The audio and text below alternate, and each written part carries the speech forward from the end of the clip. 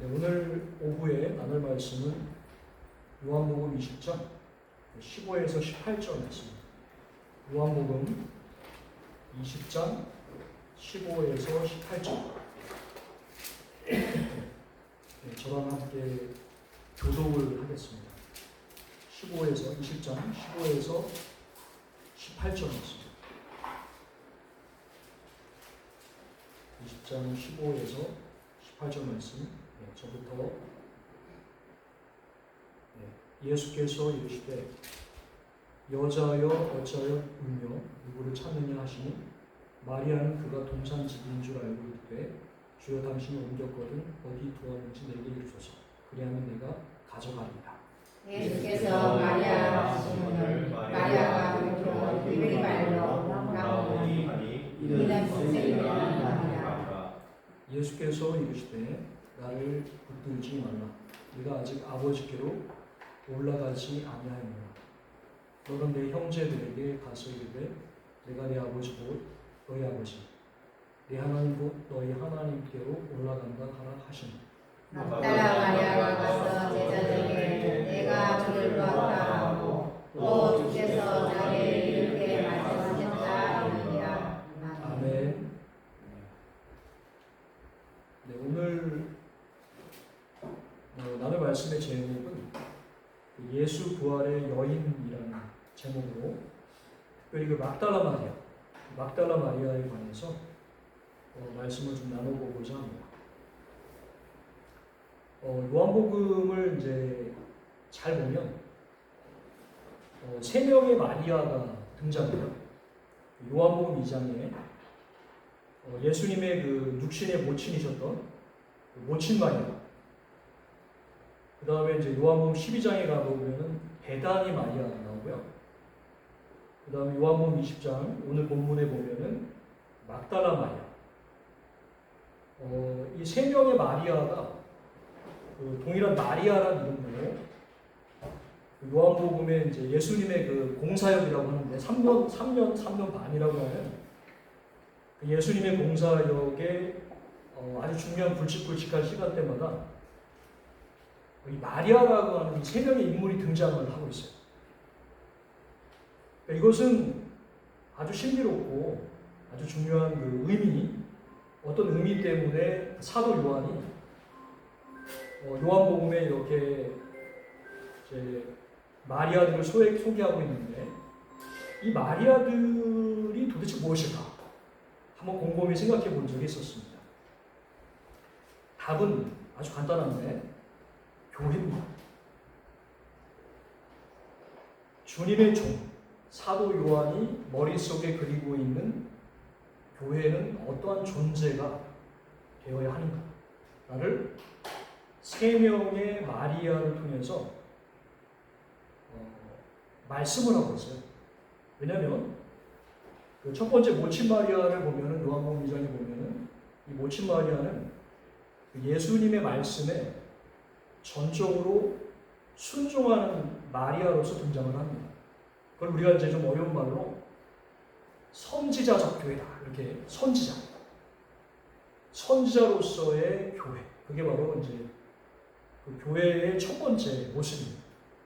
두 번째는 이제 베다니 마리아라고 그 일평생 그 결혼을 위해서 모아두었던 향유 옥합을 그 과감하게 이제 주님의 마지막 식사를 위해서 과감하게 깨뜨려버립니다. 이것은 이제 예배의 마리아. 그걸 우리가 이제 좀 어려운 말로 제사장적 교회다. 그래서 교회는 그 말씀의 교회, 이게 이제 기초가 되고, 그 말씀이 기초가 된 교회는 예배로 이렇게 들어가게 됩니다. 이제 오늘 이제 나누려고 하는 이 막달라 마리아. 이 막달라 마리아는 바로 이 부활의 교회. 사실 부활의 교회가 왕적인 교회다. 그래서 사실은 이제 이게 전부 다 어떤 모습과 같냐면 예수님의 메시아로서의 새 모습이 있는데 그게 바로 예수님은 선지자, 예수님은 제사장, 예수님은 왕. 그러니까 이 예수님을 그대로 따라가는 그런 존재가 바로 교회인데 오늘은 특별히 이제 세 번째 이 왕적인 교회. 그러니까 막달라 마리아를 통해서 어떠한 존재가 그 왕적인 교회다라고 하는 걸 한번 좀 깊이 한번 고민을 좀 해보려고 합니다. 특별히 막달라 마리아의 이 경우를 통해서 우리가 깊이 한번 살펴볼 것은 이 왕적인 교회는 사실 싸우는 교회, 그러니까 싸워서 이기는 교회, 이거를 이제 그 왕적인 교회라고 부릅니다. 그래서 교회가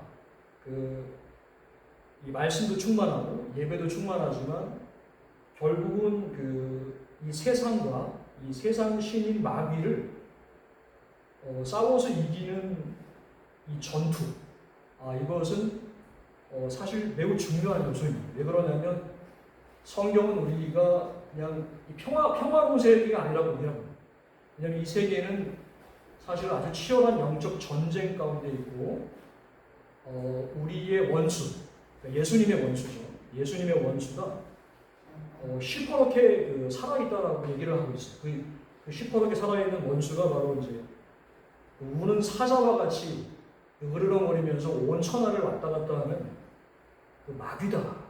근데 그 마귀 혼자 있는 게 아니라 이제 그 마귀의 이 부하들이 이제 귀신들이. 그래서 이 마귀와 귀신들이 사실은 이제 들끓고 있는 게 이제 이 세상이거든요. 그렇기 때문에 우리 교회가 이제 이 교회 안에 있는 것 같지만 사실은 우리는 끊임없는 영적 전쟁 가운데 있기 때문에 도대체 어떻게 해야 마귀를 이기는가, 어떻게 해야 이 세상을 이기는가 하는 것을 한 번쯤은 우리가 한번 깊이 고민을 좀 해봐야 합니다. 그래서 오늘 그 말씀을 최대한 간단하게 좀 살펴보려고 합니다. 자, 우리는 사실 그 요한복음 20장이 무슨 장이냐면 부활장이라고 불러요. 이 부활장이라고 부르는데 이 막달라 마리아라는 이 존재는 이 사람은 우리가 생각하는 것만큼 그냥 단순한 여인이 아닙니다. 왜 그러냐면 이 초대교회에서는 이 사도라고 불립니다. 사도 바울이나 사도 베드로나 아주 위대한 인물들을 사도라고 해요. 근데 이 사도는 절대로 아무나 되지 않습니다. 심지어 현대 어떤 기독교 고단에서는 사도가 존재한다라고 이렇게 얘기를 하는 데가 있어요. 근데 이 사도는 절대로 그 초대교회 외에는 존재할 수 없어요. 왜 그러냐면 초대교회에서 사도는 아주 중요한 조건 하나를 이제 갖게 되는데 그 조건이 뭐냐면 예수님을 봐야 돼요. 그러니까 어떤 예수님을 봐야 되냐면 막 환상 가운데 나타나신 예수님을 보는 것이 아니라 예수님이 이제 돌아가시고 부활하신 모습을 부활하시고 나서 이 땅에 40일 동안 계셨거든요. 그래서 40일 동안에 예수님이 몇 번에 걸쳐서 주님의 사람들을 만나 주시는데 그때 예수님을 봐야 됩니다. 그래서 예수님을 본 사람들만 사도다. 왜냐하면 예수님이 이제 그 사람을 선택했다라고 하는 아주 결정적인 그 증거가 예수님을 봐야 됩니다. 근데 예수님을 보는 것만으로도 안 되고 예수님과 대화를 해야 돼요. 예수님의 걸 우리가 뭐라고 그러냐면 예수님의 부활 증언이다. 이렇게 이제 좀 되게 어려운 말인데 그래서 예수님도 봐야 되고 또 예수님의 말씀을 들어야 됩니다. 그래서 그런 사람들을 사도라고 부르게 되는데 아무나 되지 않아요. 그래서 사도 바울이 왜 사도가 됐냐면 예수님이 승천 이후에도 그 다마색 도상에서 사도 바울이 그 빛을 봐요. 그리고 예수님의 음성을 들어요. 그러다 보니까 이 초대 교회는 이 사도 바울까지 딱 이 사도 바울까지 사도다라고 이렇게 마지막 확증을 해주었어요. 그런데 오늘 이 말씀, 오늘 그 요한복음 20장을 보게 되면은 우리는 이 막달라 마리아라고 하는 이 여인이 바로 그 첫 사도입니다. 그러니까 예수님의 아주 특별한 선택을 받은 그 첫 번째 부활의 증인, 그게 바로 남자가 아니었어요. 여자였어요. 이것은 우리가 한번 깊이 한번 생각을 해봐야 됩니다. 그러니까 왜냐하면 옛날에는 여자들은 사실은 사도가 될 수 없었어요. 그 이유는 뭐냐면 단지 여자라서. 왜냐하면 여자들에게는 발언권이 없었어요. 그러다 보니까 참 슬픈 이 여자들의 이제 일생의 한 증거일 수도 있는데 그 어떤 사도들보다도 가장 탁월한 사도일 수 있는 이 막달라 마리아임에도 불구하고 이 막달라 마리아는 여자라는 이유 때문에 절대로 사도라고 하는 직함을 받을 수가 없었습니다. 그러나 우리는 이 첫 번째 증인을 예수님이 남자가 아닌 여자와 대면해 주셨던 이 하나의 사건에서 한번 깊은 것을 생각을 해봐요. 왜 그러냐면 교회, 사실 이 교회는 우리의 이제 이 몸의 신체와도 비슷해서 살아있는 유기체, 그러니까 살아있는 생물이라고 부릅니다. 왜 그러냐면 교회는 단순한 사람들의 조직이 아니라 교회 속에 성령님이라는 아주 생명 중에 생명이신 그 생명의 영이신 분이 교회를 주장하고 있기 때문에 이 교회는 살아있는 존재.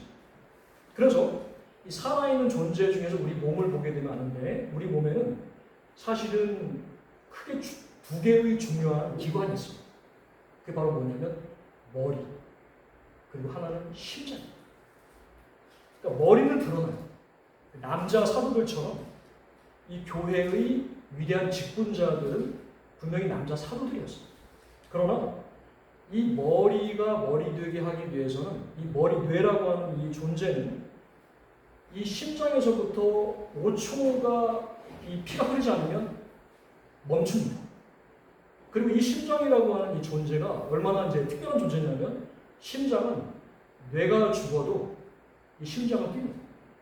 그러니까 이 심장과 이 뇌는 이게 물론 당연히 뇌가 일단은 제일 중요하죠. 그냥 뇌사라고 해서 사람이 뇌가 죽으면 그냥 죽은 거예요. 그런데 뇌가 뇌를 살리게 하고 정말 그게 이 심장이라고 하는 것은 우리가 잘 세보지 못했지만 하루만 해도 한 10만 번을 지가 알아서 뛴다고 합니다. 이게 얼마나 중요한 이 존재가 심장입니까? 다시 말해서 교회가 교회되는 것은 사실은 우선 심장이 먼저 필요합니다. 실제로 의사들 말에 따르면 태아가 뱃속에서 이게 생겨날 때 뇌부터 생기지 않는다고 합니다. 제일 먼저 생기는 게 뭐냐면 심장이 먼저. 그래서 피가 흐르게 하고 그 다음 생기는 것이 간. 간이 되게 중요합니다. 사실은 그 다음에 폐, 그 다음 심장, 그리고 맨 마지막에 생겨나는 것이 머리라고 합니다. 우리는 이것을 통해서 교회는 어디에서부터 시작됩니까? 물론 우리는 교회가 시작되기 위해 사람들을 모아야 되고 또 이렇게 이제 이곳저곳에서 우리 성도님들이 이렇게 와서 같이 예배를 드리잖아요. 사실은 교회의 시작은 기도하는 사람에게서부터 시작입니다. 그러니까 숨겨진 곳에서 기도를 통해서 성령님과 교통하고 거기에서부터 교회의 피를 뿜어낼 수 있는 그런 존재. 그게 바로 이 비록 사도라는 직함을 받지 못했지만 바로 이 여자분, 특별히 기도하는 그 이 모친 마리아부터 해서 정말 그 당시 아마도 사도로 직함을 받지 못했지만 충분히 예수님과 부활의 첫 대면을 했던 분들이 아마도 반 이상 아마 이 여성분들이었던 것 같습니다. 이 여성분들은 실제로는 상당히 중요한 분이에요. 왜? 바로 거기에서부터 교회는 시작이 돼요. 자, 그렇다면 오늘 이 말씀 속에서 이 막달라 마리아는 도대체 무엇 때문에 특별히 예수님의 첫 부활의 증인이 되었을까라는 것을 깊이 우리가 한번 살펴볼 필요가 있는데요. 사실 이제 우리가 이 말씀, 그러니까 이 요한복음 20장에서는 나오지 않았지만 누가복음에 보면은 이 예수님이 부활하신 첫날에 그 무덤가를 찾았던 사람이 막달라 마리아만 있었던 게 아니에요. 그러니까 막달라 마리아 말고 두 명이 더 있었는데 그 중에 한 명이 이제 요한나라는 사람이 한 명이 있고 또 야고보 어머니의 이름도 마리아였어요. 이 세 분의 여자분들이 예수님의 이 무덤가를 찾았는데 다른 분들은 천사들은 봤는데 이 부활하신 예수님은 보지 못했어요. 자, 그렇다면 도대체 이 막달라 마리아가 뭐가 다르길래 도대체 이 여인은 뭐가 다르길래 예수님을 첫 번째 대면하는 위대한 사도들 중에 사도라고 하는 그런 명칭을 얻게 되었습니다. 그것은 바로 다른 사람들은 다 떠나도 이 여인만큼은 이 무덤가를 떠나지 않았기 때문에 결국은 이 여인은 예수님을 만나게 된 거죠. 끝까지 남아서 주님을 찾는 그 끈질김의 사랑과 믿음, 이것이 바로 막달라 마리아와 다른 두 여인을 다르게 되는 아주 결정적인 차이입니다. 우리는 훌륭한 신앙의 의인들의 간증을 보았을 때, 종종 우리 목사님이 이제 즐겨 사용하시는 예화 중에서 조지 물러라는 사람이 있어요. 이 조지 물러의 경우를 보아도 참 신기하게도 이 주님의 응답은 꼭 마지막 순간에 일어납니다. 저도 이제 조지 물러의 그 간증집을 보면서 많은 은혜를 받았었는데, 물론 되게 어릴 때 읽었지만 항상 기억에 남는 게 하나가 있습니다. 저도. 그게 바로 뭐냐면, 이 고아원에 이제 음식도 없고 돈도 다 떨어져서 먹을 게 아무것도 남지 않았을 때, 조지 물러는 그 고아원 그 아이들한테 뭐라고 이제 명령을 내리냐면, 밥 먹을 준비하라. 그러니까 밥 먹을 준비하라는 게 뭐냐? 아무것도 없는 거예요. 밥 먹을 준비하라. 황당하지만 사실 그게 정말 마지막 순간. 근데 그 마지막 순간에 갑자기 밥차가 도착을 합니다. 빵빵 하고 밥차가 도착을 해서 경적을 외치고. 참 이건 신기합니다. 마지막 순간까지 기다리는 사람. 그게 바로 기도하는 사람입니다. 우리는 기도를 하다가 어느 순간에 지쳐버리면 사실 마지막 순간까지 기다리지 않아요. 마지막 순간까지 기다리는 사람은 진짜 기도하는 사람이고, 놀랍게도 이거는 조지 뮬러의 한 사람만의 그 예가 아닙니다. 참 많은 사람들의 그 경험을 보게 되면 놀랍게도 마지막 순간에 주님이 응답을 하시는 경우가 태반입니다. 자, 오늘도 마찬가지입니다. 마지막 순간까지 기다렸던 막달라 마리아. 도대체 막달라 마리아는 이 마지막까지 왜 예수님을 찾기 위해 여기까지 있었을까요? 그것은 이 막달라 마리아는 진정으로 예수님을 사랑하였기 때문에, 사랑하는 자는 자기가 정말로 사랑하는 사람을 잃어버린 그 자리를 절대로 떠날 수가 없습니다.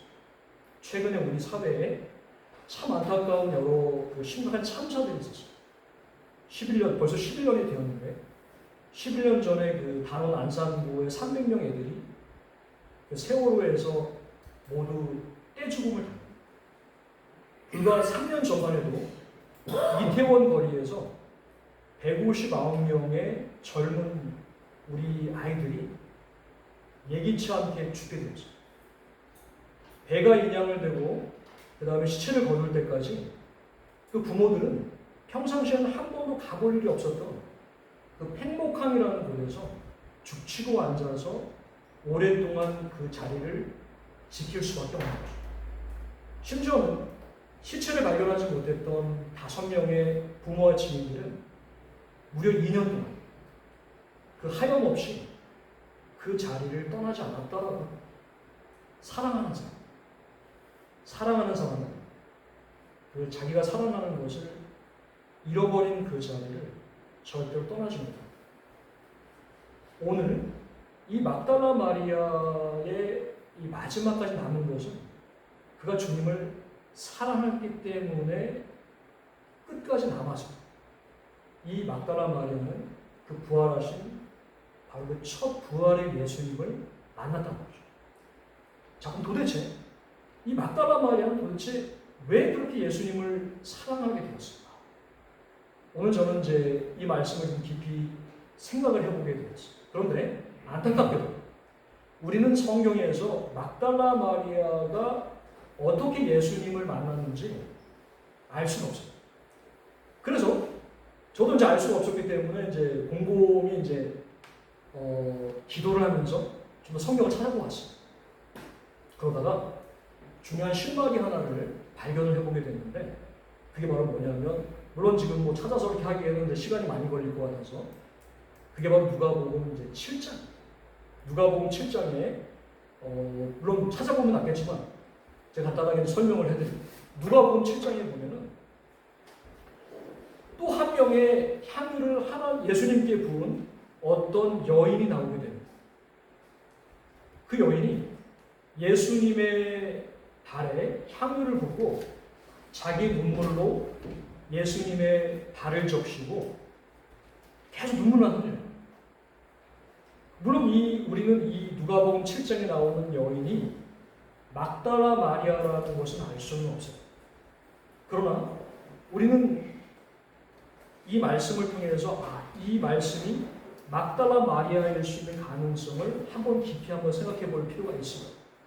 사실 이 막달라 마리아는 어떠한 여자였냐면 7 귀신이 나간 막달라인이다라고 사실 다른 성경에서 얘기를 하고 있어요.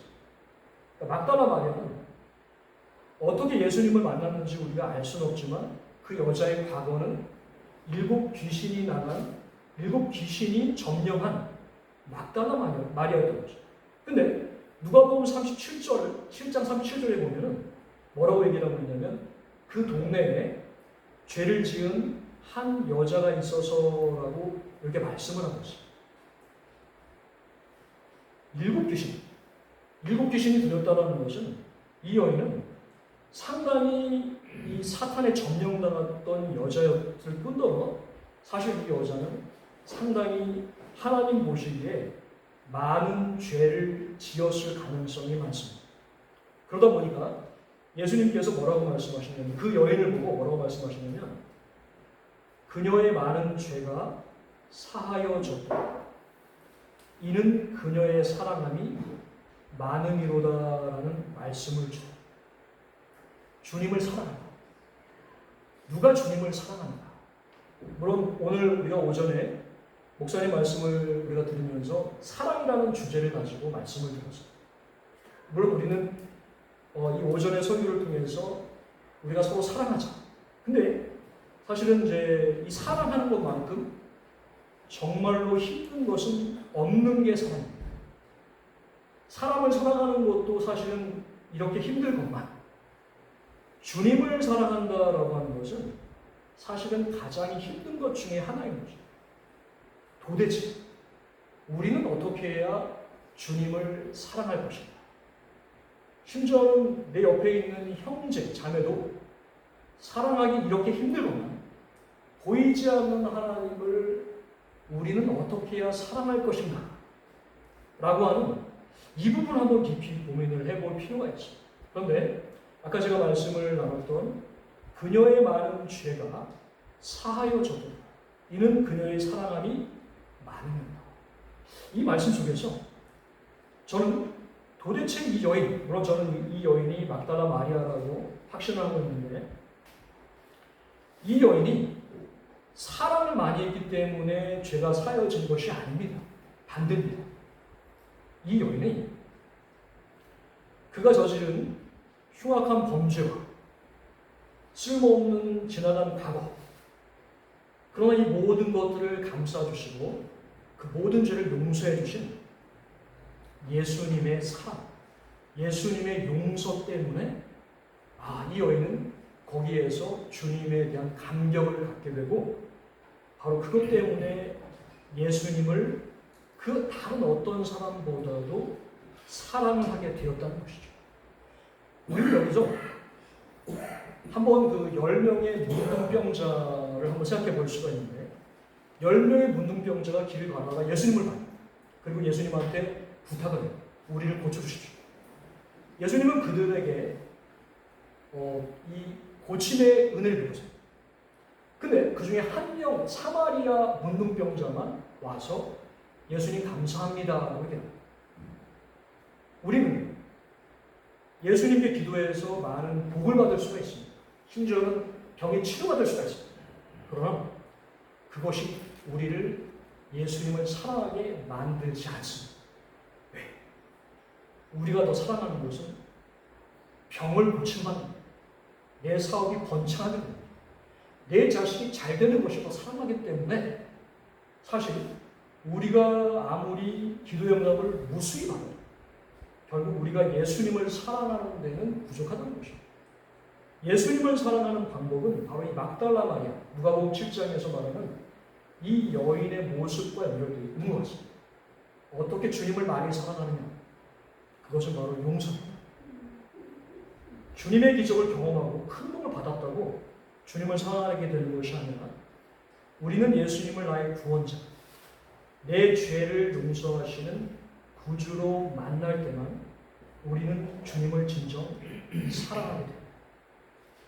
그렇기 때문에 우리는 내가 예수님을 사랑하는 마음이 없다. 내가 예수님을 사랑하는 마음이 없는데 내가 어찌 내 형제를 사랑할 수가 있겠습니까? 그렇다면 내가 내 안에 예수님을 사랑하는 마음이 없는 이유가 있습니다. 그것은 바로 뭐냐면 바로 십자가로 돌아가지 않기 때문에 그렇습니다. 그래서 우리는 끊임없이 십자가로 돌아가서 내가 십자가 아래에 있는 용서받은 내 자신의 모습을 볼 때만이 우리는 주님과의 첫사랑을 회복하게 됩니다. 이것은 매우 아주 중요한 주님을 사랑하는 방법입니다.